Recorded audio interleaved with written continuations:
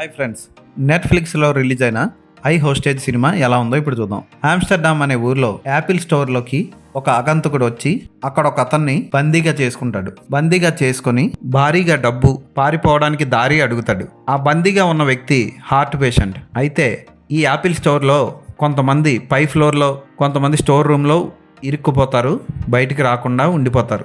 వాళ్ళు ఉన్నారని కూడా ఈ ఆగంతకుడికి తెలీదు. అలాంటి సమయంలో అతని దగ్గర బందీగా ఉన్న హార్ట్ పేషెంట్ ఎలా బయటపడ్డాడు, అసలు బయటపడ్డా లేదా అన్నది సినిమా స్టార్టింగ్ చాలా స్లోగా స్టార్ట్ అవుతుంది. తర్వాత కొంచెం ఊపు అందుకుంటుంది. సేమ్ బంధించడం, డబ్బులు డిమాండ్ చేయడం, వాళ్ళు ఒప్పుకోకుండా మాటల్లో పెట్టి అతన్ని ఏమార్చడానికి ట్రై చేయడం, అతని కోపం వస్తే హింస చేయడం లాంటివి ఈ సినిమాలో ఉంటాయి. కానీ బందీ మీద అంతగా హింస చేయలేదు ఈ సినిమాలో.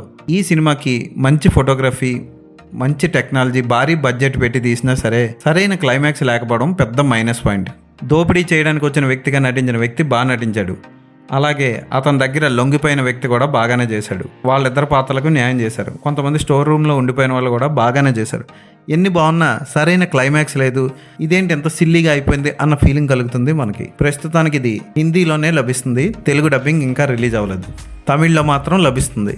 టైంపాస్కి ఏదో ఒకటి చూడాలి అనుకుంటే ఈ సినిమాను ఒకసారి చూడండి. ఇంగ్లీష్లో కూడా ఉంది. ఈ సినిమాకి నేను ఇచ్చే రేటింగ్ 2.5/5.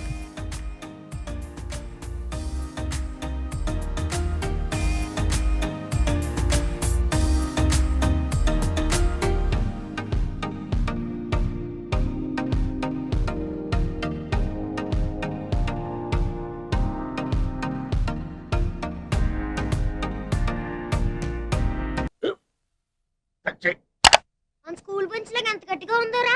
కొట్రా, కొట్టు, పర్లేదు, కొట్టు. అబ్బా చైన్ పెట్టేసింది బాబాయ్.